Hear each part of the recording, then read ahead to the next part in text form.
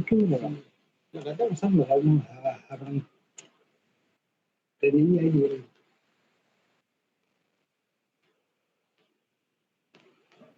जय श्री राम गुरुदेव, प्रणाम। जैसे काम होता है तो क्या करना है?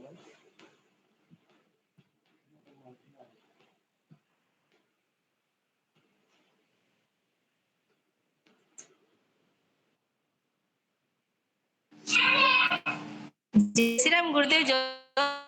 जैसे काम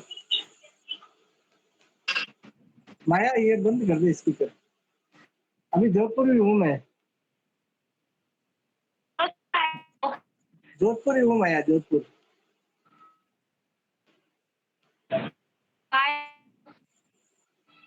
तेरा नेट काम नहीं कर रहा था। नेट काम नहीं कर रहा। नहीं, आवाज कट कट कर आ रही शायद मैं यूँ पूछूं, आप पधारे हो नहीं घरे? सुबह सुबह।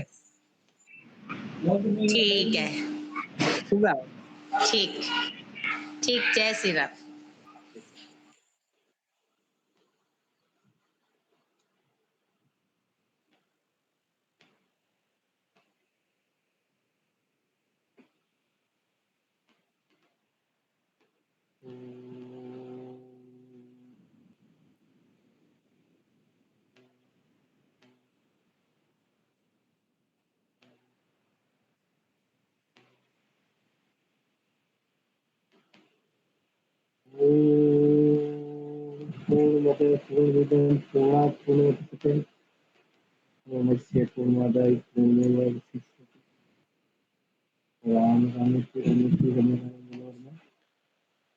साहित्य नाम प्रफुल्लम राम नाम राम ज्ञान मूलम गुरुमूर्ति पूजामूलम गुरु पदम मंत्रमूलम गुरु वाक्य गुरु ब्रह्मा गुरु विष्णु गुरु देव महेश्वर खुल साक्षात परब्रह्म तस्मै श्री गुरु खींच लो इसे। आज जिस विषय पर हम बात करेंगे, पिछली बार जो सुषुम्ना का चर्चा चली थी अपने, खोल दो ना, खींच लो और खींच लो, कुछ लगा लगा लो। पिछली बार जो चर्चा हुई थी हमारी, वो सुषुम्ना के ऊपर हुई थी। हमारे शरीर का सुषुम्ना एक ऐसा अंग है जो साइलेंट एक पार्ट कह सकते हो इसका, बॉडी का जो नेचुरल बॉडी है उसका सबसे साइलेंट पार्ट है वो सुषुम्ना। तो सुषुम्ना ईड़ा नाड़ी, पिंगला नाड़ी और सुषुम्ना नाड़ी ये दिखती नहीं है, एहसास होता है, महसूस कर सकते हो। लेकिन ईड़ा नाड़ी और पिंगला नाड़ी को तो फिर भी आप एहसास कर सकते हो, महसूस कर सकते हो, लेकिन सुषुम्ना का एहसास करना ये बड़ा अद्भुत काम है, क्योंकि इसी के द्वारा परमपिता परमात्मा की अनुभूति होती है जो हमारे शरीर के कण कण में व्याप्त है, जो इस ब्रह्मांड के कण कण में व्याप्त है। हमारे शरीर भी एक ब्रह्मांड है। तो जो आपको विज्ञान पढ़ने के बाद ये पता पड़ता है कि हमारा ब्रह्मांड है क्या, ब्रह्मांड को जानना इतना आवश्यक नहीं है, इस शरीर को जान लो, ये स्वयं ब्रह्मांड है। तो मैंने पहले भी कहा था कि जब हम आगे से आगे चलेंगे तो आपको बड़ा बारीकी से समझना है, क्योंकि देखिए भौतिक नियम में बंधे हुए थे हम इतने दिन, या भौतिक नियम में के विषय में बात कर रहे थे। अब जो सुषुम्ना के बाद जो चैप्टर चालू होगा वो है अध्यात्म का। अब आपने देखा होगा मेरी पुस्तक के अंदर इसके आगे वाला जो चैप्टर है वो सूक्ष्म शरीर का है। जब हम इस सुषुम्ना को प्रॉपरली नहीं समझेंगे तो सूक्ष्म को कैसे समझेंगे? क्योंकि सूक्ष्म शरीर तो जिसको हाथ नहीं लगा सकते, जिसको पकड़ नहीं सकते, जिसको इन आंखों से देख नहीं सकते, जिसको किसी भी प्रकार से किसी भी एंगल में भौतिक नियम के अनुसार कैसे भी आप देख नहीं सकते। तो आज मैं क्लास नहीं लेकर और आप लोगों के हित के लिए आप लोग प्रश्न पूछिए। अभी तक जो मैंने पढ़ाया है, चाहे तत्व सुदर्शन के प्राकृतिक नियम हो, इड़ा नाड़ी हो, पिंगला नाड़ी हो या सुषुम्ना नाड़ी हो या 10 प्राण हो, इन किसी भी विषय के अंदर आपको अगर पूछना है तो इस विषय में सब लोगों से मेरा आग्रह है कि आप बारी-बारी से प्रश्न पूछो, ताकि आपको इस बात की नॉलेज हो कि वास्तव में वास्तविकता है क्या? क्योंकि एक पढ़ना एक अलग बात है, वो तो थ्योरी होती है। मैं इस किताब को पढ़कर आपको सुना दूँ, तो ये तो थ्योरी है। थ्योरी सीखना इतना मायने नहीं रखता है। मेरा मानना है, मेरे गुरुदेव कहते थे कि मैं कह रहा हूँ जो बात सत्य है, लेकिन अंतिम सत्य जब होगा, जब आप स्वीकारोगे उस चीज़ को, आपकी बॉडी उस चीज़ को अलाउ करेगी, उसको स्वीकारेगी, एक्सेप्ट करेगी। आपकी बॉडी एक्सेप्ट नहीं करेगी, मेरे कहने से आप मान लोगे, तो वो तो अंधश्रद्धा होती है, ब्लाइंड फेथ होता है। अंधश्रद्धा कभी भी किसी भी विषय में नहीं रखनी चाहिए, क्योंकि अंधश्रद्धा हमारे पतन का कारण बनती है। कोई आदमी कह दे कि इसमें तो परमात्मा को मिलाने की कला है, मैंने कह दिया, आपने मान लिया, कला तो है, निश्चित तौर पर इसमें कोई दो राय नहीं, लेकिन उसको भौतिक रूप से इम्प्लीमेंट करोगे तभी तो है ना। हमारे वेद कहते हैं ईश्वर एक है, अहम ब्रह्मास्मि, हमारे वेद कहता है तू खुद ईश्वर है, मैं खुद ईश्वर हूँ, अहम ब्रह्मास्मि, मैं खुद ईश्वर हूँ। अयमात्मा ब्रह्म, ये जो अंदर भीतर परमात्मा ने प्रकृति के सहयोग से जो आत्मा फिट कर रखी कण कण में व्याप्त है, वो खुद ब्रह्म है। तो कैसे स्वीकार करें? क्योंकि वेद कोई पुस्तक का नाम नहीं है, वेद स्वयं भगवान है। वेद शास्त्र जरूर है, हमारे वेद 4 शास्त्र जरूर है, लेकिन वो स्वयं भगवान है, क्योंकि स्वयं की परमपिता परमात्मा की अद्भुत आकाशवाणी के द्वारा अंकित करी हुई जो शब्द है, उसका नाम वेद है। और वेद हमारे आदरणीय है, हमारे पूजनीय है। तो जब वेद ये कह रहे हैं कि तू खुद ईश्वर है, अहम ब्रह्मास्मि है, अयमात्मा ब्रह्म, तो इसको क्यों नहीं हम स्वीकारें? क्योंकि हमारे सनातन धर्म के अंदर जो 4 वेद है, 18 पुराण है, 25 स्मृतियाँ हैं और 108 उपनिषद है। इन सब में एक ही बात लिखी हुई है कि भाई तू खुद ईश्वर है। तो सज्जनों, फिर क्यों नहीं हम उसी ईश्वर की पड़ताल करें, और पड़ताल करने के बाद पड़ताल करने वाला और जो ईश्वर है वो फिर पड़ताल होने के बाद अलग नहीं होता है। मैंने पिछली क्लास में बताया था कि एक समुद्र से लोटा भर लो और लोटे की पहचान हो जाए कि इस लोटे में भी वही पानी है जो समुद्र से भरा है, और उस लोटे को वापस समुद्र में डाल दो, तो फिर आप उसको संभाल नहीं सकते, फिर वो एकाकार हो जाता है। यही वृत्ति हमारी रहती है। तो आप लोग बारी-बारी से कोई क्वेश्चन पुटअप कीजिए, मैं आपको आपके हिसाब से बताता हूँ, समझाता हूँ। तो बोलिए आप, क्वेश्चन बोलिए आप, कोई भी। हाँ, बोलिए।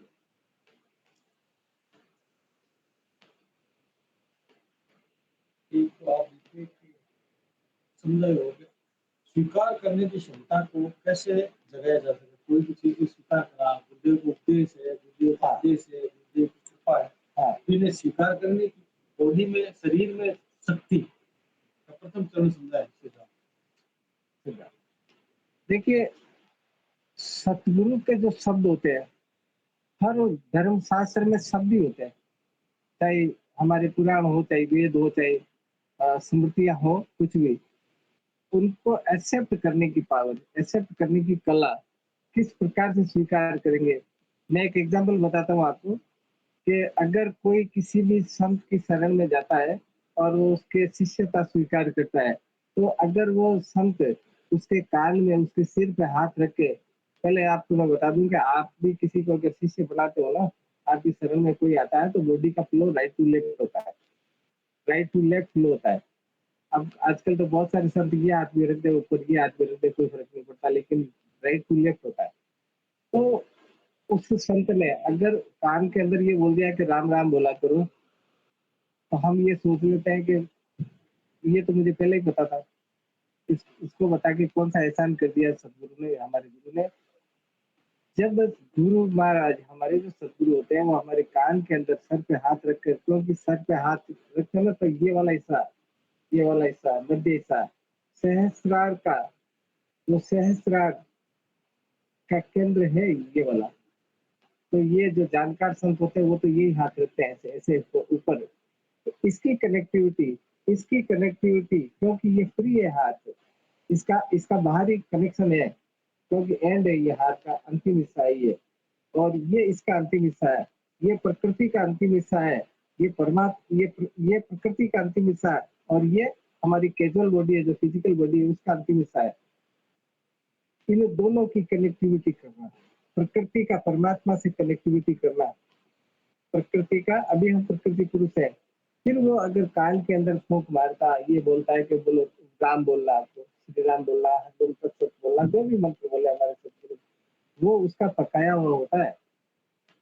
एक कोई भी चीज आप मार्केट से खरीदिए, चाइनीज आइटम, कोई कुछ भी खरीद लीजिए, लोकल आइटम, उससे जो ब्रांडेड चीज होगी, उस ब्रांडेड चीज से ज्यादा अच्छी वो लगेगी जो लोकल है।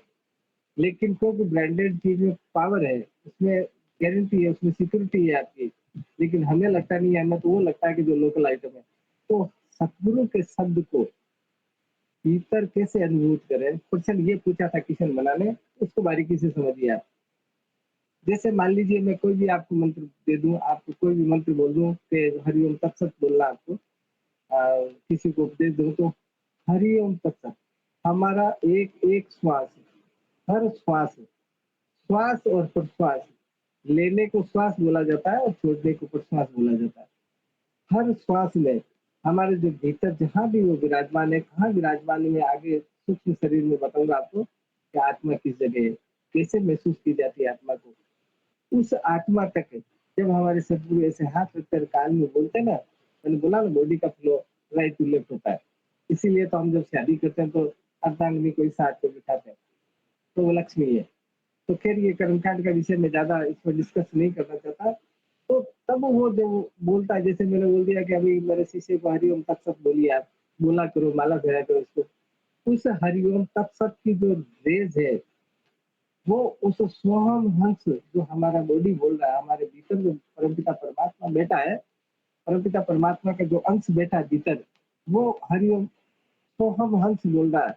21,600 बार बोलता है एक दिन के अंदर, 92 करोड़ 92 करोड़ बार बोलता पूरे जीवन काल के अंदर। लेकिन हम उससे टकराते नहीं है। बिजली के तारों में आप फेस के अंदर पावर है, न्यूट्रल में पावर नहीं है। पूरे घर में आप फेस बिछा दीजिए, लाइट नहीं आ सकती जब तक कि न्यूट्रल को टच नहीं करोगे।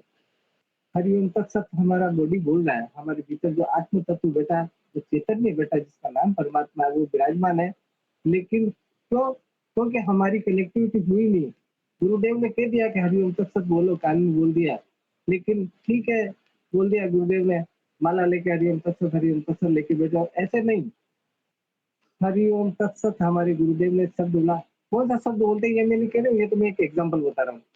उस हरिओम तत्सत से आप एकांत में बैठिए, एकांत में बैठ के पहले ये महसूस कीजिए, आप 2-4 बार प्राणायाम करके, अनुलोम विलोम करके, भ्रामरी करके, और ऐसे बैठिए और पहले ऐसे महसूस कीजिए। कानों को बंद कर लो, आप कान को इस अंगूठे से बंद कर लो, इस अंगूठे से। आपको जो मैं तरीका बता रहा हूँ उसको फॉलो करना है, क्योंकि ये तरीके किताबों में नहीं मिलते। सज्जनों, मैं आपसे आग्रह करता हूँ, बल्कि मैं निवेदन करता हूँ कि इन चीजों का आप बारीकी से आप सुनोगे ना, तो आपका कल्याण करने वाला कोई माई का लाल इस ब्रह्मांड में नहीं है जो रोक सकता है। ये मैं कह रहा हूँ आपको। और ये सारे चैनल में जाते हैं, ऐसा तो नहीं है कि आप लोग ही सुनोगे, पूरी दुनिया सुनती है इसको। कोई भी कमेंट कर सकता है कि तू कैसे कह सकता है। आप ये कान में डालो, ये वाले, ये अंगूठे, ये वाले, ये कान में डालो, इसको आंख में, ऊपर आंख की पुतली पे ऐसे डालो, ऐसे। भ्रामरी आपको बता रखी मैंने। और इस वाले, ये वाली 2 उंगली, ये और ये और ये, इससे मुंह को बंद करो। और ये वाली जो उंगली है ना, मध्यमा, इसको नाक के जो ये बना रखे हैं छेद, ये कट लग रहे हैं ना, ये इसमें ये उंगली डालो और एक बार ऐसे बोलो जो गुरुदेव ने हमारे को मंत्र दिया। एक बार बोलो, जैसे मैं एग्जांपल बता रहा हूँ, मैंने बोल दिया आपको कि हरिओम तत्सत बोलो। मैंने जो गुरु मंत्र दिया वो क्या दिया ये तो आप लोग जानो, लेकिन मैं एग्जांपल बता रहा हूँ। तो ऐसे, जैसे मान लीजिए मैंने शब्द को उंगलियां डाल दी, ऐसे करने से वो आपका गुरु मंत्र उससे कनेक्ट होगा, उससे मुख्य रहेगा, 100% होते रहेगा। और आपको उस चीज की अनुभूति हो जाएगी जो परमात्मा ने इसके अंदर फिट कर रखा है। जो चैतन्य तत्व हमारे भीतर है, जो आत्म तत्व हमारे भीतर है, फिर कोई प्रकृति अलग नहीं होती, कोई परमात्मा अलग नहीं होता, फिर तो स्वयं ईश्वर है, अहम ब्रह्मास्मि ऐसा कहते हैं वेद। तो जब हम इस प्रकार से करेंगे, मान लीजिए आप एग्जाम्पल के मैंने सारे मेरे कान में सब जगह लगा लिए, मैं बोल रहा हूँ हरिओम तत्सत, इसको सुनो आप। श्वास को लंबा लंबा लेके अनुलोम विलोम करके तो भ्रामरी वगैरह इस प्रकार से करके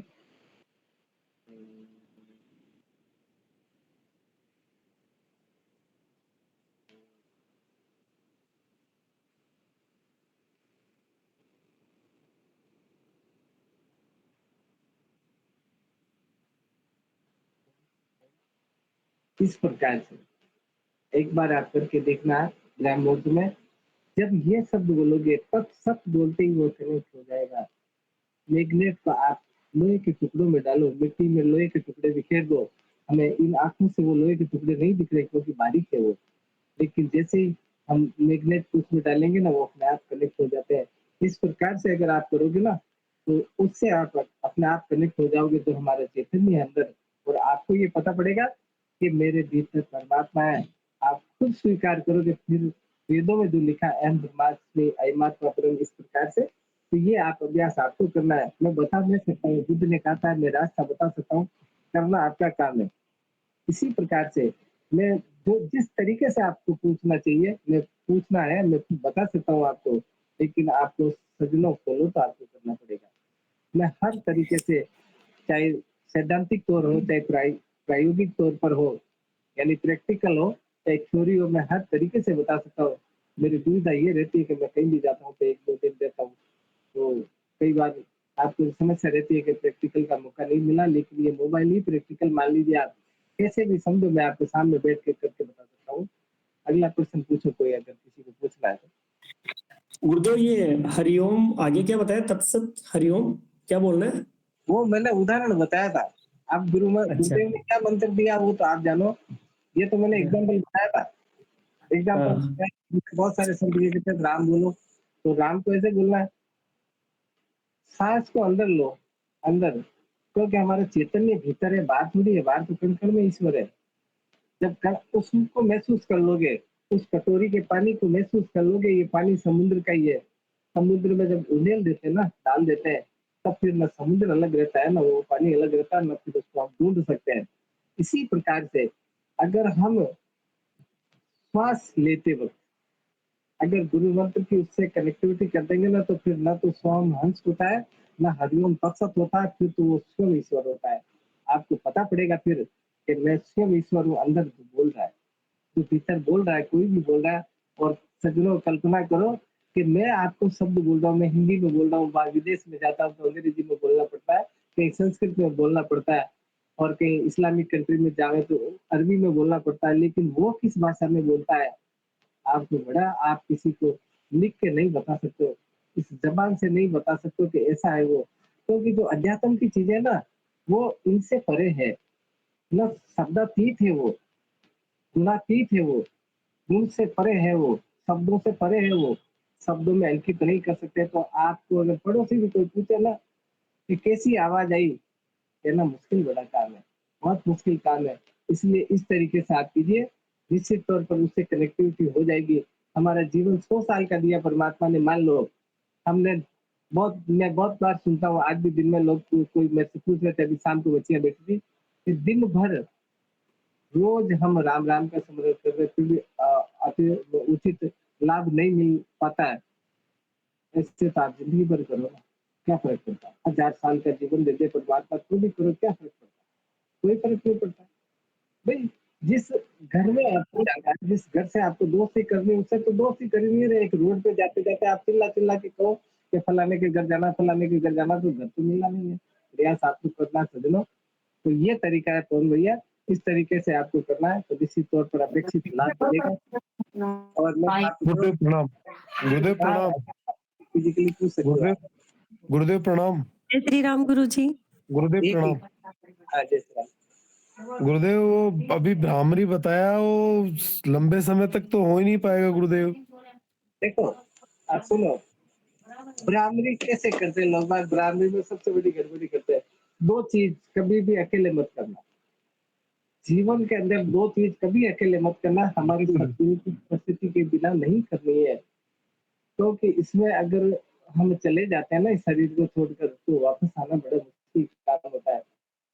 अगर हमारे सदगुरु हमारे अटेंडेंट है, पास में है, तो कोई बात नहीं, उनकी उपस्थिति में करनी। इसलिए मैं इस पुस्तक में भी एक जगह लिखा है मैंने कि गुरु की उपस्थिति के बिना नहीं करनी है। मैं आपको करके बताता हूँ। पहले श्वास को समझिए आप। लेने वाले को श्वास बोलते हैं, छोड़ने वाले को श्वास बोलते हैं। क्योंकि मैं ब्राह्मणी तरीके से करूंगा ना, तो आप मैं फिर बोल नहीं सकता। इसलिए आप कल्पना करो कि मैंने वो सब कुछ कर लिया, जो आपको बताना चाह रहा हूँ। वही हाथ अंगूठे इसमें, आंख इसमें, ये सब कुछ। और जब श्वास लेंगे हम लोग, जब श्वास लेते हैं ना, तो देखो श्वास जब भी हम लेंगे तो 10 अंगुल लेकर चलो। इसको बारीकी से समझना। 4, 8 और ये 2, इतनी दूरी की रेंज है हमारी नाक की। इससे ज्यादा दूर का श्वास नहीं ले सकते। और जब छोड़ते हैं ना, तो ये तो 10 है, ये 12, इतनी दूर छोड़ते हैं, 12 अंगुल। इसीलिए मृत्यु का कारण बनती है। क्योंकि हम किसी बैंक में 10 रुपए रोज जमा करावे और 12 रुपए निकाल देवे। हमारे पिताजी ने 10,000 रुपए जमा करा दिए बैंक में मेरे नाम, और पिताजी ने कह दिया कि बेटा तेरे को रोज 10 रुपए जमा करा ले। मैं 10 रुपए जमा तो करा रहा हूँ, लेकिन 12 निकाल रहा हूँ। एक न एक दिन मृत्यु का कारण बनता है, जिसको हम मौत बोलते हैं, मृत्यु बोलते हैं, शरीर छोड़ना बोलते हैं। शरीर 4 प्रकार के हैं, मैं आगे आपको समझाऊंगा। तो भ्रामरी इस तरीके से करनी है। भ्रामरी करने मात्र से हमारे को ये अनुभूति हो जाती है कि कोई तो है इस शरीर के अंदर जो इसको चलाने वाला है, इसको चला रहा है। कोई तो है जो ये बोल रहा है, कोई तो है जो ये सुन रहा है। आज मोबाइल का जमाना है, एंड्रॉइड का जमाना है। मैं इधर फोन करूँ और मलेशिया मिला दूं, अमेरिका मिला दूं, नार्वे मिला दूं, 1 सेकंड में मिल जाता है। यही कनेक्टिविटी, मोबाइल तो आज चला है, यही कनेक्टिविटी हमारे में है। यहाँ बेटा मैं नॉर्वे जो देश का, जो ब्रह्मांड का, जो दुनिया का दूसरा हिस्सा है, जो उत्तरी गोलार्ध है, जिसको नॉर्थ पोल बोलते हैं, वहाँ आप जब 1 सेकंड में आप बात कर सकते हो, तो ये तो ज्ञान का चमत्कार है। लेकिन हमारे परमात्मा का चमत्कार देखो, हमारे वेदों का चमत्कार देखो, कि सिर्फ इतने करने मात्र से वो परमपिता जैसे भी है, कहीं जहाँ भी है, कण कण में विराजमान है, उससे 1 सेकंड भी नहीं लगती। इसको मेरी आंख देखो, इसको बोलते हैं, ये पलक झपकाते हैं ना, इसको बोलते हैं निमेष। इसमें फिर भी टाइम लग जाता है, टू टू टू टू बोलता है। ऐसे करने मात्र से वो कनेक्टिविटी हो जाती है। लेकिन हम तरीके से करें तो पहले मेरे को देखो आप, लेने वाले श्वास 10 अंगुल है, छोड़ने वाली श्वास 12 अंगुल है। जब हम पहले अभ्यास करो से, इसको भ्रमर बोलते हैं। जो मेरी आवाज आ रही है ना, इसको भ्रमर बोलते हैं। जी गुरुदेव। बोल रहा हूँ मैं, सुनो पहले। छोड़ रहा हूँ, उसको भ्रमर बोलते हैं। जब मैं लेऊंगा श्वास को, यानी ये प्रश्वास है, प्रश्वास भोंगरा, श्वास लेने को भ्रामरी, भोंगरी यानी फीमेल। अब ये मेल और फीमेल के बारे में अगर आप डिटेल से जानना चाहोगे तो मैं आगे आपको सूक्ष्म शरीर में बता दूंगा। अब देखो, ऐसे 2-4 दिन अभ्यास करो। अभ्यास करने के बाद होगा, क्योंकि एक दिन में तो कोई उठ नहीं सकता, एक दिन में तो कोई पीएचडी बन नहीं सकता। तो इस प्रकार से, और जब आपको प्रमाणित हो जाए वो बात, फिर आपको करने की जरूरत नहीं सजनो। फिर तो बस आंख बंद करो, गुरुदेव का स्मरण करो, वही चीज दिखेगी पहले दिखी, पहले मुझे दिखा। तो ये अभ्यास करना है आपको, फिर मैं आगे आपको करके बताता हूँ। तो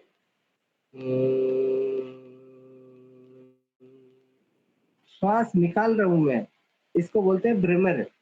भ्रमर भ्रामरी की कनेक्टिविटी, भ्रमर और भ्रामरी की कनेक्टिविटी ही कुंडलिनी की चाबी है। भ्रमर और भ्रामरी की कनेक्टिविटी ही कुंडलिनी की चाबी है। अभी दिन में एक बच्ची थी मेरी शिष्या, वो पूछ रही थी कोई बात, तो मैंने उसको यही बोला कि बेटा बहुत सारी चीजें ऐसी होती है जो बाप अपनी बेटी के बीच साझा नहीं करता है। क्योंकि बहुत सारी चीजें ऐसी, हमारी प्रकृति का नियम है कि बेटी बेटी होती है, बाप बाप होता है। तो बहुत सारी चीजें इनडायरेक्टली समझानी पड़ती है। लेकिन आज ये सुनिए आप, प्रकृति का नियम है, जब भी 2 चीज टकराएगी ना, तो तीसरी एनर्जी निकलेगी, तीसरी चीज निकलेगी। कोई भी 2, एक पत्थर ले लो और एक लोहा ले लो, उसको ऐसे टकराओ तो आग निकलेगी। इसी प्रकार से डिटेल आप सारे लोग पढ़े लिखे हो, सब जानते हो, मेरे को इसको एक्सप्लेन करने की जरूरत नहीं है। ऐसे ही ईड़ा नाड़ी और पिंगला नाड़ी को टकराने से इस जिस जो निकलेगी उसका नाम सुषुम्ना है। भ्रमर और भ्रामरी को टकराने से जो चीज निकलेगी उसका नाम है एनर्जी। मैं टॉर्च है मेरे हाथ में, मैं टॉर्च को ऐसे ऐसे कमरे के अंदर अंदर और ऐसे ऐसे जला रहा हूँ उसको, तो पूरा कमरा रोशन हो जाएगा।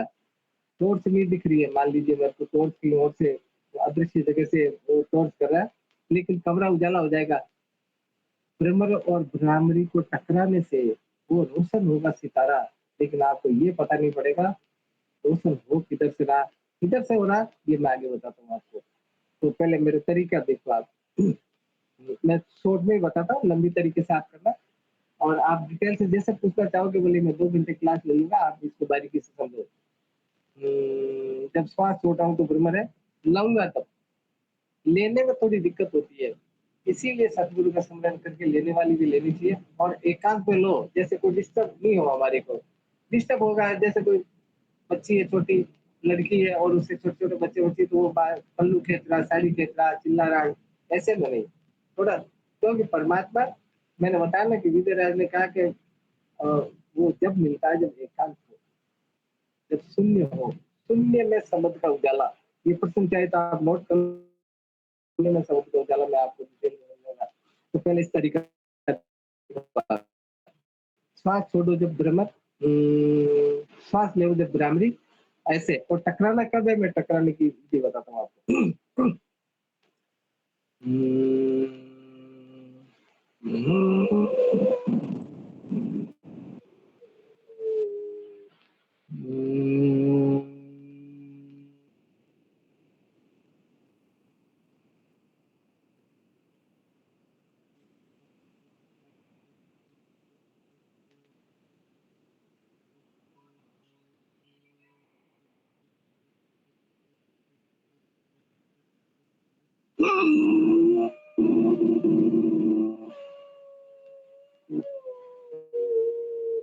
ये जो बारीक आवाज है ये आपके सामने भी, ये बारीक आवाज जहाँ अंत होगा इसका, ये बारीक आवाज का जहाँ अंत होगा, पुणे में जब भ्रमर की शुरू करूंगा, तब उसके बीच में आपकी इधर रोशनी होगी, इधर इधर रोशनी होगी। अगर सतगुरु की शरण होके कर रहे हो, तो सतगुरु का नाम लेके कर रहे हो, तो उसके बताए हुए मंत्र का सुमिरन करके कर रहे हो, तो भ्रमर और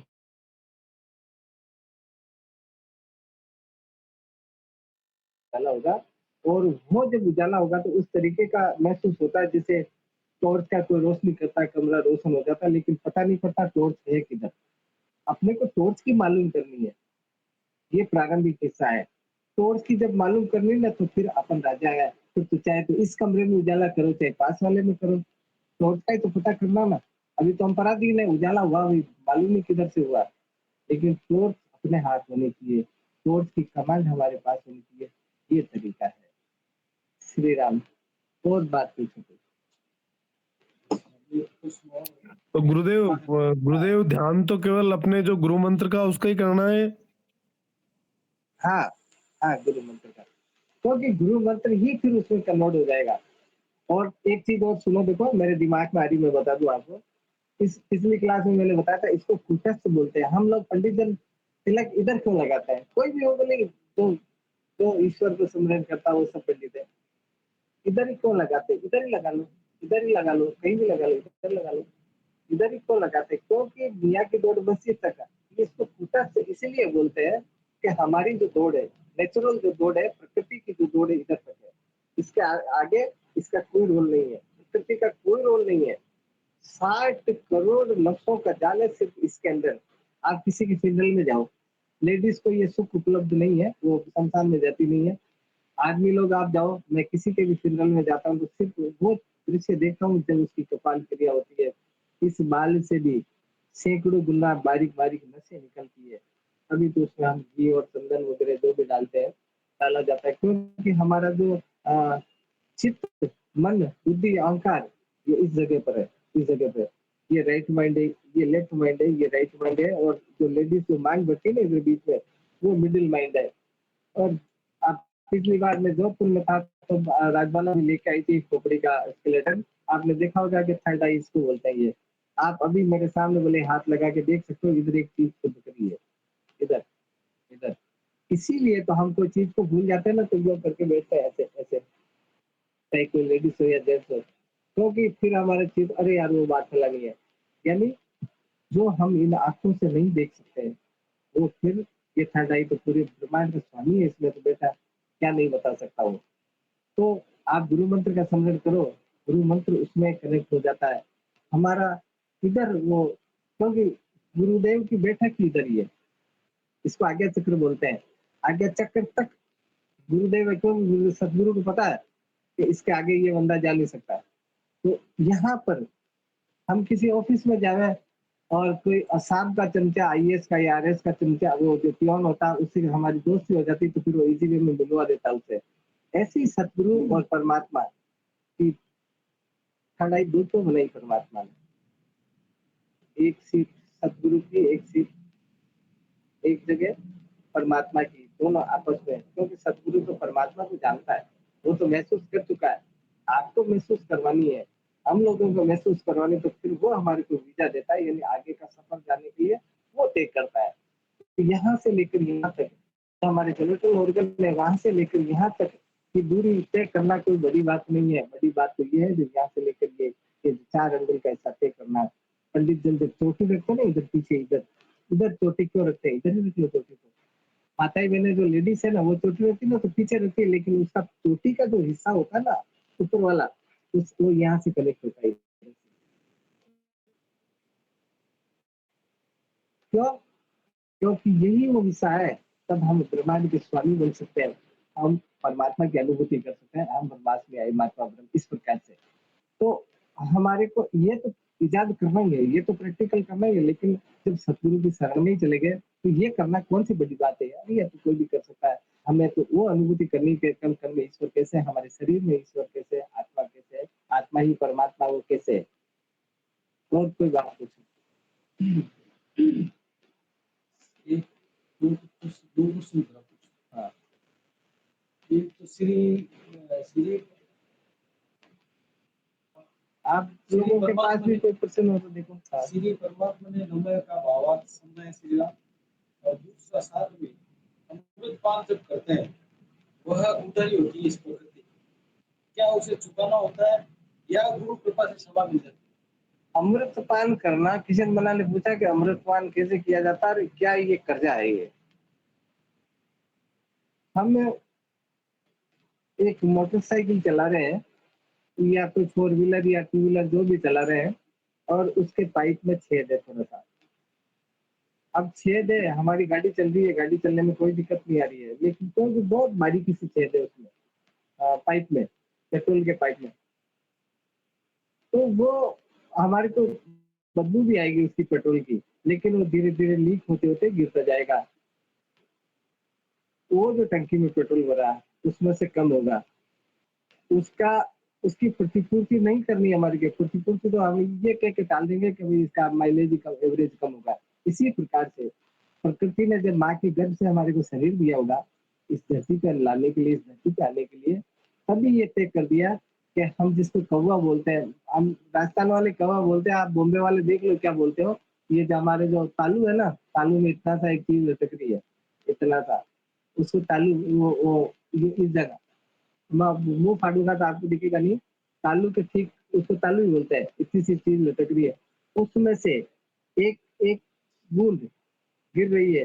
लेकिन तो जो बूंद गिरते ही, जैसे पेट्रोल का नियम है कि पेट्रोल हवा के संपर्क में आते ही वो उड़ जाता है, ऐसे ही अमृत क्योंकि दुर्लभ वस्तु है, वो दुर्लभ तत्व है, वो एलिमेंट है, वो परमात्मा का एलिमेंट है।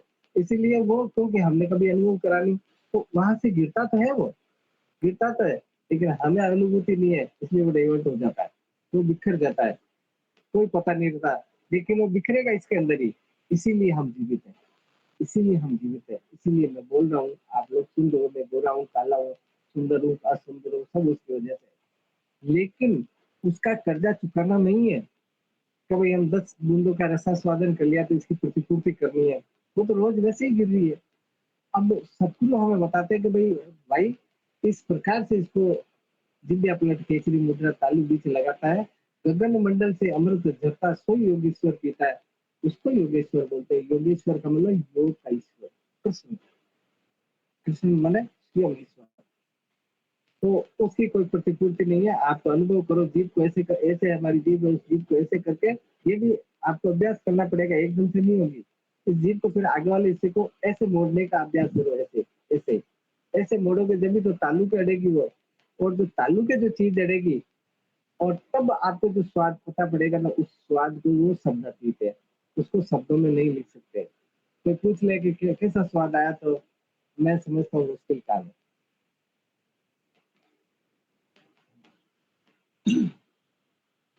तो आप किशन मैंने प्रश्न पूछ रहे, आप लोगों के पास भी तो होंगे ना उसकी प्रश्न। उधर ही चुकाना, तो आपने देखा कि उसकी उधर प्रकृति को चुकानी पड़ती है या गुरु से समा मिलती है? किस चीज के लिए? इसकी अमृतपान के लिए।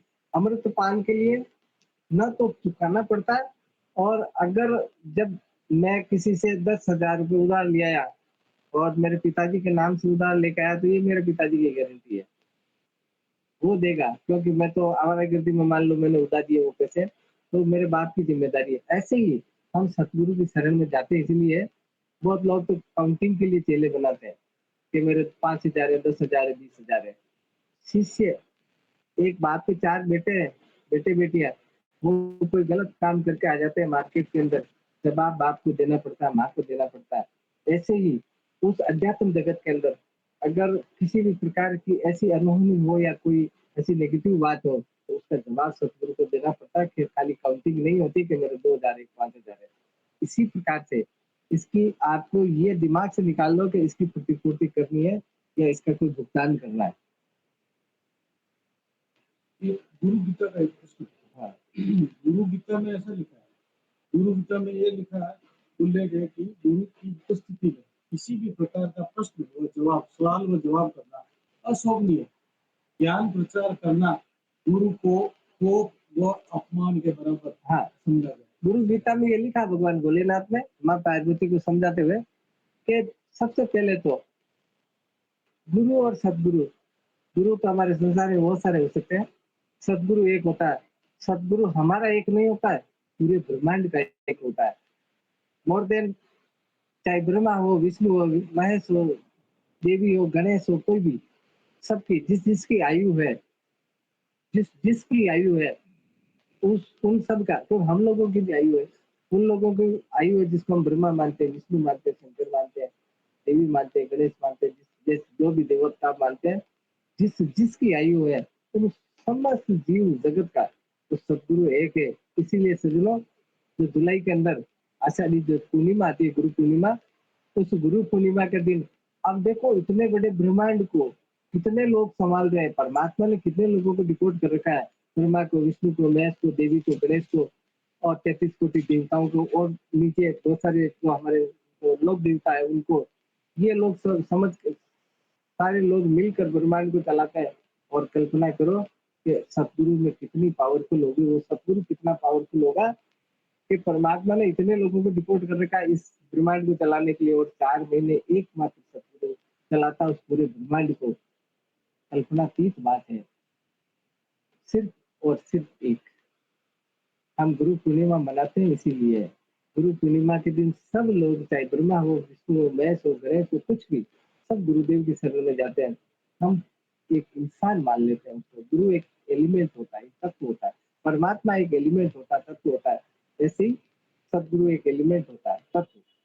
तो कभी भी हमारे सदगुरु के सामने, क्योंकि सदगुरु माने हमारे पिता, सदगुरु माने हमारे परमात्मा, सदगुरु माने ज्ञानी, विद्वान। तो कभी भी विद्वान के सामने अपनी विद्वता नहीं जाननी चाहिए। परमात्मा के सामने हम क्या विद्वता जाने, जिसने वेद अपनी वाणी से निकाल दिए, उसके सामने क्या विद्वता जाने। अगर हम जानते हैं तो हम सबसे बड़े मूर्ख हैं, और निश्चित तौर पर इसका पाप हमें लगेगा। कभी भी किसी भी सूरत में अपना विद्वता नहीं झाड़नी चाहिए। जो सामने विद्वान हो, सामने हमारे सदगुरु हो, सामने हमारे गुरु हो, या कोई पंडित जन हो, कभी नहीं करना चाहिए। पाप लगता है। कोई बात। एक सुषुम्ना क्वेश्चन है, सुषुम्ना में ध्यान करें वह पर करने पर वो कैसे संभव है श्रीमन गुरुदेव सर? श्वास में के अंत में तो अंत में प्रभावित होती है श्वास, किसी भी हाँ। श्वास फिर अंत में सुषुम्ना प्रभावित होती है, कुछ क्षण के लिए प्रभावित होती है, और हाँ। उस क्षण को कैसे भोगा? पिछली बार एक बॉम्बे से शायद जयश्री ने या किसी ने क्वेश्चन पूछा था कि गुरुदेव ये सुषुम्ना एक श्वास चलती है, किशन बना का ये प्रश्न है कि उसमें कैसे सुंदर किया जाए। क्योंकि अभी मैं जिस कमरे में बैठा हूँ, मेरे से कोई बच्चियां या बच्चे मिलने आ गए और ये दरवाजा बंद है, तो चाहे 1000 चक्कर लगाओ मैं मिलूंगा नहीं, क्योंकि दरवाजा बंद है, अंदर से कुंडी लगी हुई है।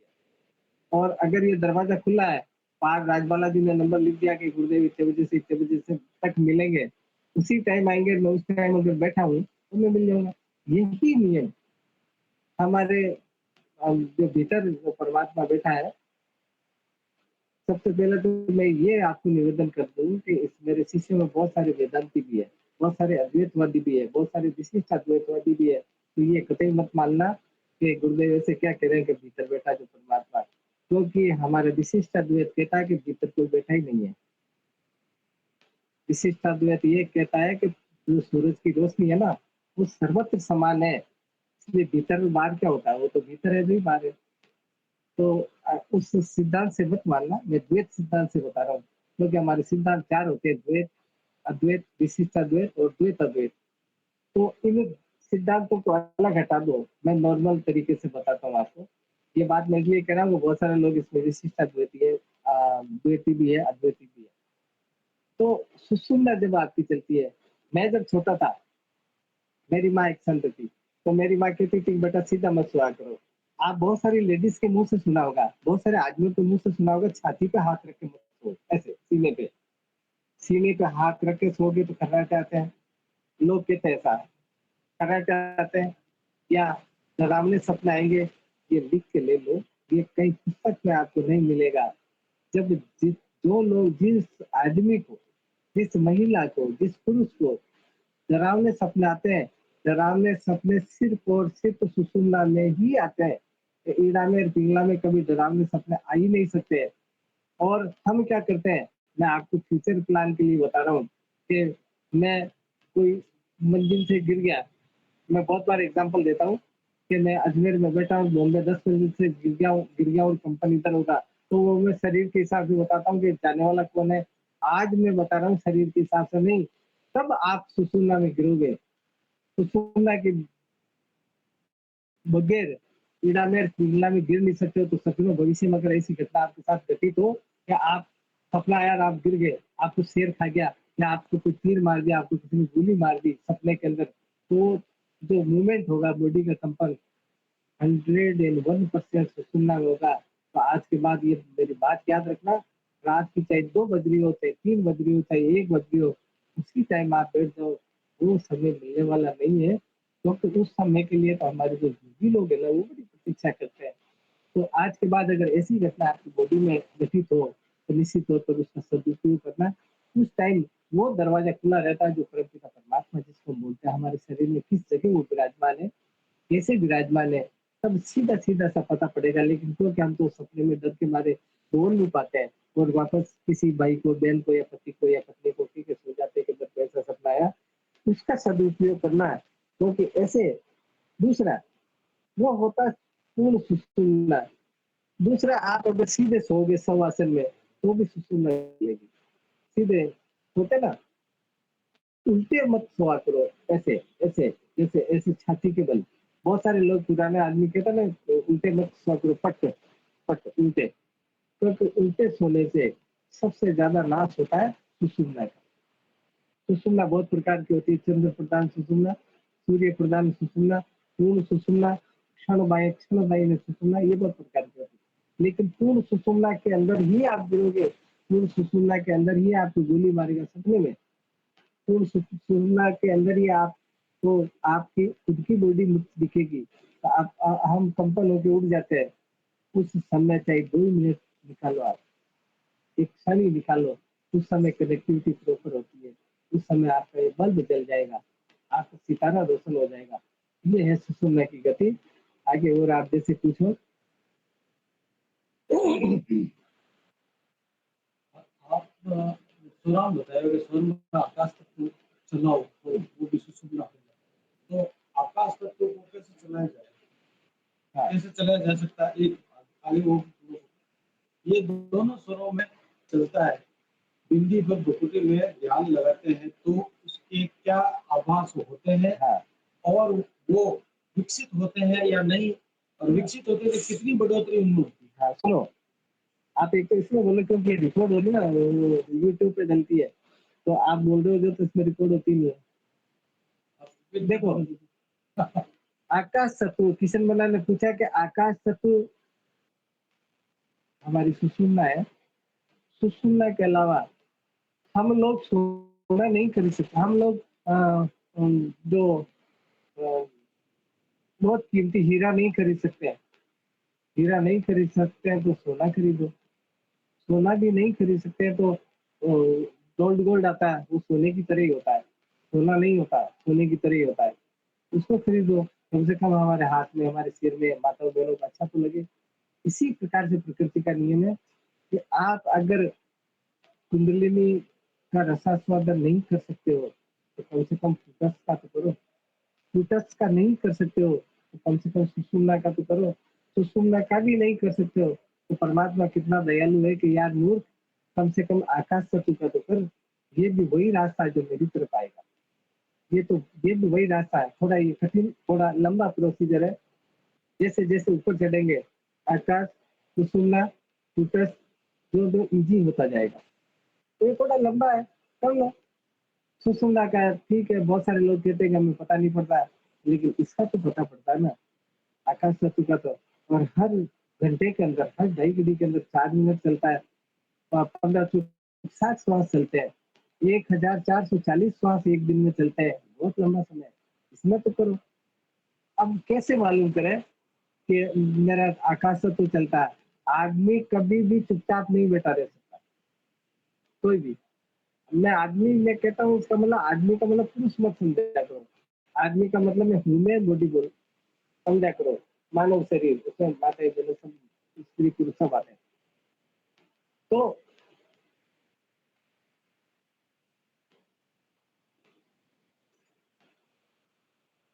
ये हिस्सा पूरा, ये आकाश तत्व का है। ये पूरा हिस्सा यहाँ से लेकर इधर तक आकाश तत्व का है। अभी पिछली क्लास में मैंने शायद कल्पना जुड़ी हुई है इसमें, कल्पना, तो कल्पना से पूछा था, या मैं सबसे पूछा था, बताइए मेरा तत्व कौन सा चल रहा है? तो कल्पना ने बोला था कि आकाश तत्व। तो मैंने पूछा कैसे महसूस करा कि आपने हाथ ही तो लेकर बता दीजिए। ये पूरा हिस्सा, आप, आदमी कभी चुपचाप नहीं बैठा रह सकता है।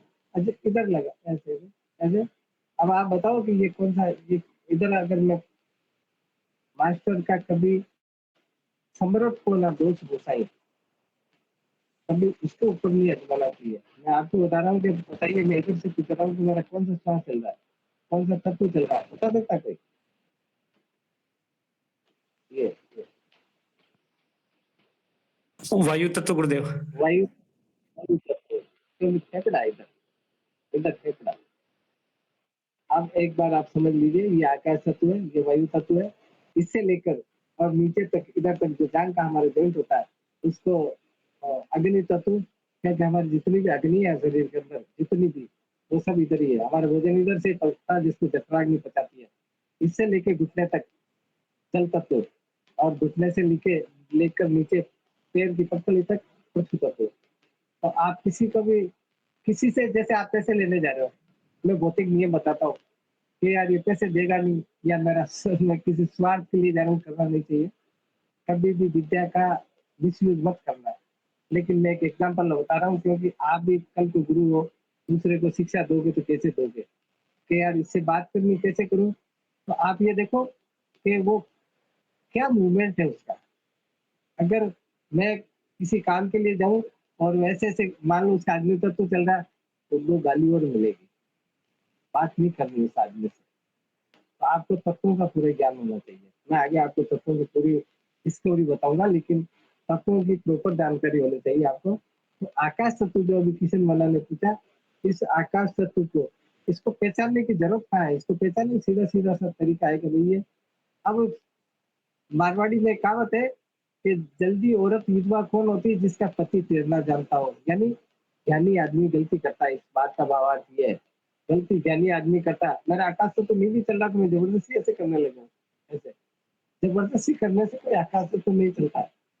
वो तो क्योंकि मेरे को तो जानकारी है, मान लो या आपको जानकारी है, तो आ जाओ भीतर आ जाओ।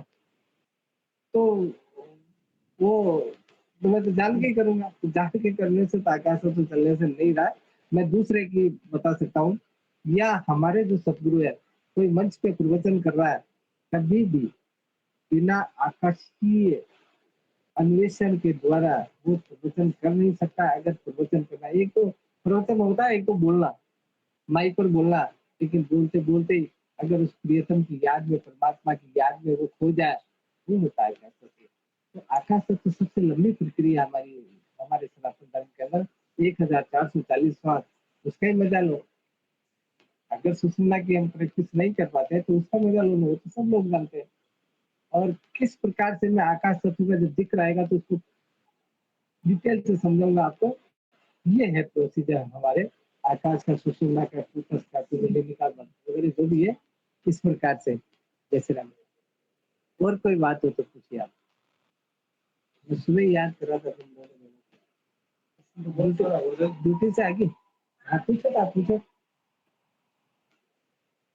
ये प्रश्न और है, सांसारिक सुख विषयानंद में नित्य एक परमात्मा मिनट बैठ बेटा, बैठ। परमात्मा हमेशा रहने वाला कैसे रहता है? कैसे कैसे? जैसे सांसारिक सुख में विषयानंद में नित्य नित्य परमात्मा बने। हाँ, आनंद बहुत प्रकार के होते हैं। जितने भी आनंद भौतिक आनंद है, उन भौतिक आनंद में क्षणिक सुख मिलता है, थोड़ा सा सुख। हमें लगता है बहुत अच्छा सुख मिला, लेकिन क्षणिक होता है, लेकिन वो नष्ट होने वाला होता है। अब विषयानंद,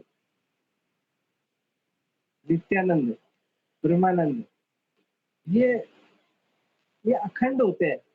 जैसे मान लो मेरे को कोई चीज खाने की इच्छा है, इधर जोधपुर आया हूँ कि जोधपुर का मिर्ची खा लो, बड़ा मिर्ची बड़ा, तो वो खा लिया मैंने, मंगा लिया किसी से, खा लिया। जब तक खाएगा, जब तक खाया, जब तक मजा आया।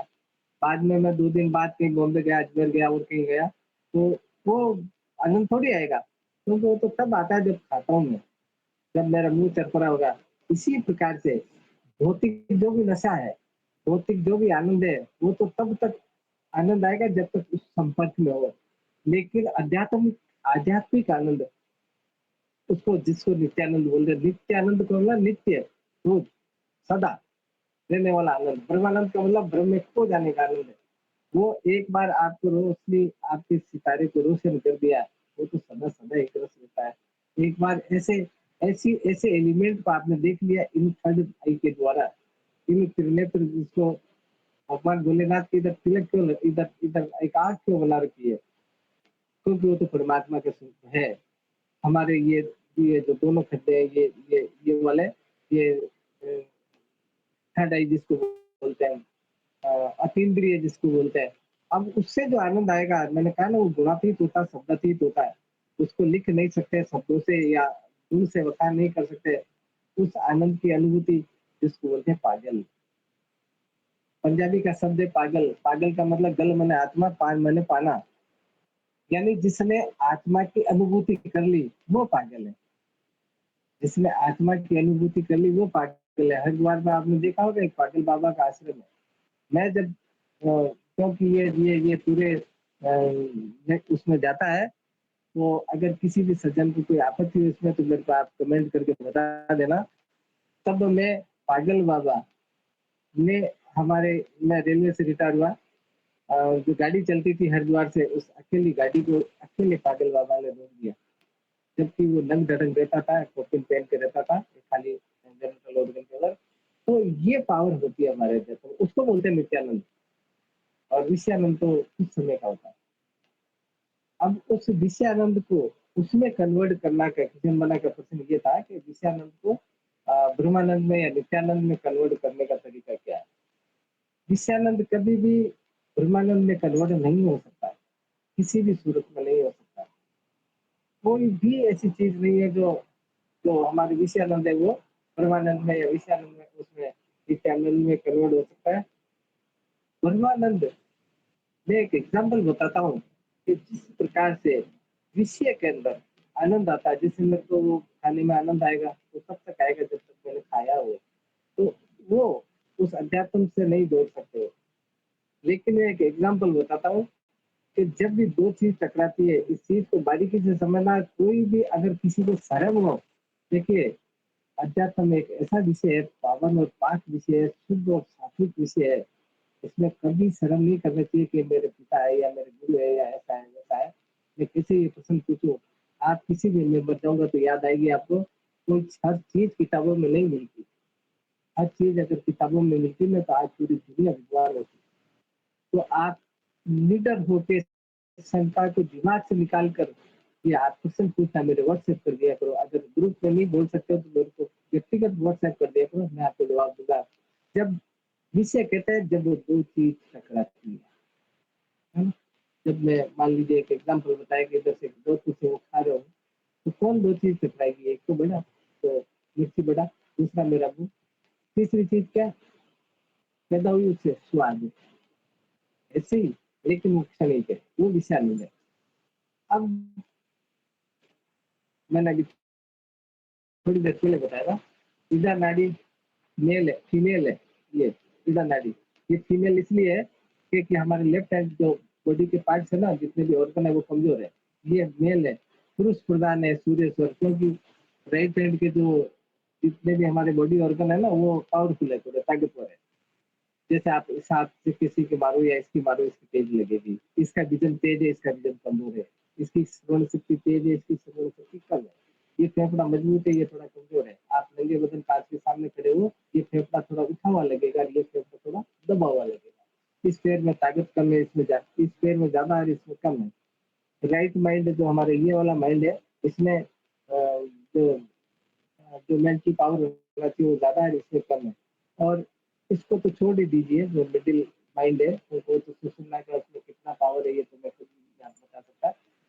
तो जब जब भी दो चीज टकराएगी तो तीसरी चीज निकलेगी। तो दोनों, जैसे मैंने अभी बताया कि भाई इस प्रकार से जो एक एग्जांपल दिया, तो मेल और फीमेल, फीमेल और मेल, ईड़ा और पिंगला, इसको बारीकी से समझना। ये चीज अगर समझ में नहीं आया तो मेरे को व्यक्तिगत व्हाट्सएप कर देना या फोन करके पूछ लेना। फोन में शर्म आती हो तो व्हाट्सएप कर देना, मैं आपको इसका जवाब दूंगा।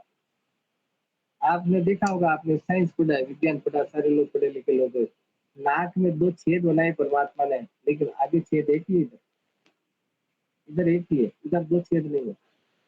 आप स्केलेटन देख लो, यहाँ तक की दो छेद है, यहाँ तक तो नाक की जो हड्डी दिखती है ना, ये दो छेद है। आगे कुटस, इसका नाम ही कुटस इसलिए कि इधर छेद एक ही। अब एक छेद होते हुए भी भीतर जाके अंग्रेजी के आठ की तरह ईड़ा चल रही तो इसमें जाएगा, पिंगला चल रही तो इसमें जाएगा, सुषुम्ना चल रही तो इसमें जाएगा। नटराज की कारीगरी देखो आप, हवा एक ही है, लेकिन वो जो चल रहा है ना उसी में जाएगी। ईड़ा चल रही तो इसमें जाएगी, पिंगला चल रही तो इसमें जाएगी, और सुषुम्ना चल रही तो इसमें जाएगी। वो क्या कलाकारी करी होगी उसने, क्या कितना बड़ा कलाकार होगा वो। तो जब दोनों टकराएगी, क्योंकि हमारे जो आपने देखा होगा, इसमें शर्म मत करना, मैं जो कुछ भी चीज है आपके सामने रख रहा हूँ, कि जब हमारा जो नेक्स्ट जो बॉडी पार्ट होता है, जो हमारे जेनिटल ऑर्गन होते हैं, उसका हमारा जो जो हमारे गुदा द्वार का जो शेप होता है इस तरीके से होता है। इस तरीके से इसलिए होता है कि हमारे जो ये जो नसें ऐसे जा रही है अंग्रेजी का आठ बनाते हुए, लेकिन वहां से वापस दोनों ऐसे ही होती है, ऐसे इस प्रकार से, इस प्रकार से। और यही शेप हमारे नीचे का होता है, इसी यहीं से वो टकराती है। लेकिन इधर टकराने से मतलब नहीं, उधर उजाला उतना दूर लंबा प्रोसीजर होता है, इसलिए हम धीरे धीरे उसको ऊपर चढ़ाते हैं। यहाँ से मूलाधार से फिर स्वादिष्टान, फिर धीरे धीरे एक एक कदम ऊपर। तो वो उस जगह पर अब वो टकराना कैसे, सबसे बड़ी समस्या ये है। तो सज्जनों, दो ही जगह आपको टकराना है, तीसरी जगह तो सोते ही मजा आएगा। टकराना दो ही जगह है, एक तो इधर नीचे जेनिटल ऑर्गन के पास में, मैं बार बार बताता हूँ आपको कि जहाँ पे मूलाधार जिसको बोलते हैं, जिस जगह को मूलाधार बोलते हैं, मूल आधार, बेस, फाउंडेशन जिसको बोलते हैं, उस जगह पे। तो उस जगह पे टकराओगे ना तो चिनकारी होगी, रोशनी नहीं होगी, एहसास होगा कुछ तो तक हुआ है, कुछ तो तक रोशन हुआ है। लेकिन इधर टकराएंगे ना, तो क्योंकि ये मैं इस घर में बैठा दूसरे के घर में रोशनी कर रहा हूँ ना, और एक इस घर में कर रहा हूँ रोशनी, तो इधर नीचे टकराने का मतलब तो नीचे इस घर में रोशनी कर रहा हूँ, और दूसरे के घर में रोशनी करूँ अगर पावरफुल बैटरी है तो फिर दूसरे के घर में भी हो जाएगा, उसका पूरा घर दिख जाएगा। ऐसे ही परमपिता परमात्मा का जो जिसको सहस्रार बोलते हैं, मतलब सहस्त्र मतलब हजार, हजारों, हजारों, जो हजारों कमल खिलते हो, उस जगह का हमारे को वो सितारा रोशन हो जाता है, उस जगह हमारे को जो चैतन्य की अनुभूति हो जाती है, और उसके बाद क्या होता है, ये तो इतनी मेरी जीव में ताकत नहीं है कि मैं बता सकता हूँ आपको।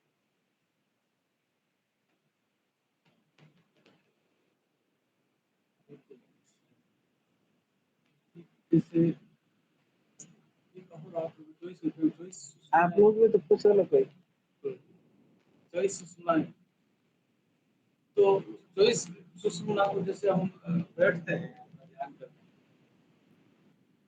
तो चॉइस सुषुम्ना वहां ले ली, क्या वो चॉइस की जगह 28 48 भी हो सकती है? देखिए, मैं प्रवचन कर रहा था बैंकॉक में, एक लेडी थी सिरिंदा कादन, उसने ये पूछा कि वो ये कैसे कलेक्ट करता है, पहली बात, और क्या वो कलेक्ट हुआ तो अगले उस श्वास से कम होगी। ये आप गांठ बांध लीजिए, किसी भी सांख्य योग में नहीं मिलेगा, ये जो धर्मशास्त्र और मीमांसा में मैंने आचार्य किया, किसी भी चैप्टर के अंदर ये नहीं मिलेगा, क्योंकि जो अध्यात्म की वस्तु होती है ना, अध्यात्म का जो एलिमेंट होता है वो आपको कहीं नहीं मिलेगा, वो अगर कहीं मिलेगा तो सदगुरु के पास मिलेगा, क्योंकि नानक ने कहा, नानक स्वयं बड़े विद्वान, बहुत महापुरुष हुए थे सिख संप्रदाय में, राम नाम सत्य चाबी सदगुरु हत है, उन्होंने कहा, नानक ने कहा गुरुवाणी के अंदर, इनको अगर इकट्ठा करोगे तो दो बात है, पहली बात तो किसी भी सूरत में आपकी दूसरी श्वास में ह्रास नहीं होगा, कमी नहीं होगी। दूसरा कि किसी भी सूरत में, मैं बार बार ये कह रहा हूँ, आप लोगों ने किसी ने क्वेश्चन पूछा ही नहीं तो मैं कैसे बताऊँ, मैं तो बहुत सारी बातें दिमाग में होती है, लेकिन आप पूछो तो मैं बताऊँ। 1440 श्वास सुषुम्ना के 24 श्वास सुषुम्ना के निकलते हैं हमारे 24 घंटे में, लेकिन किसी सज्जन ने ये नहीं पूछा कि 21,000 श्वास 700 श्वास किसी में शामिल है या इससे अलग है। आज ये सुन लीजिए आप, इसको दुनिया देखती है, क्योंकि इस चैनल के माध्यम से पूरी दुनिया देखती है, तो कोई कमेंट कर सकता है 21,600 श्वास का कोई लेना देना ही नहीं है इनसे, क्योंकि श्वास का कोई लेना देना ही नहीं है। जब लेना देना ही नहीं है, एक एक कोई मेरी करोड़पति अरबपति खरबपति आदमी से दोस्ती हो गई, और उसके कमरे में मैं वो ऑफिस में जाके बैठा हूँ, काजू बादाम खा रहा हूँ, 2 4 10 20 हजार रुपए ले लिए, आपकी ये संपत्ति ले लो, फिर किससे पूछना है, किसको चुकाना है? वो तो जब आगे होके कह रहा है। ऐसे ही सुनना का कोई लेना देना नहीं है उससे, तो भी श्वास का कोई लेना देना नहीं है। इसलिए मैंने पिछली क्लास में बताया था आपको कि अगर कोई विद्वान है इसको कलेक्ट करे तो 24 तो 48 भी कलेक्ट कर सकता है, 2 दिन के, 3 दिन के भी कलेक्ट कर सकता है, 4 दिन के, जितने, वो तो आपकी एबिलिटी के ऊपर है। आप में इतनी, आप इतने कैपेबल होने चाहिए, और अच्छा सदगुरु आपको मिले। मेरी तो ये शुभकामना है कि अच्छा आपको सदगुरु मिलेगा तो निश्चित तौर पर ऐसा आप कर पाओगे, क्योंकि उसकी कृपा के बिना नहीं होता। बहुत सारी चीजें ऐसी होती है, बहुत लोग मेरे पास फोन आते हैं कि जैसे मैं कहीं जाता हूँ तो अ, तो ये बहुत प्रकार की बातें पूछती है। दुख इस बात का होता है कि मेरे देश में, जिस देश में मैं पैदा हुआ हूँ, इसकी कोई यूटिलिटी नहीं मानता, और मैं मेरे गुरुदेव की कृपा से जब बाहर जाता हूँ तो इसको piece silent, print out silent की तरह सुनते हैं, तो दुख होता है कि मेरे देश में की जननी है ये, और इस देश के लोग इसमें चाव नहीं लेते, इसमें इंटरेस्ट नहीं लेते हैं।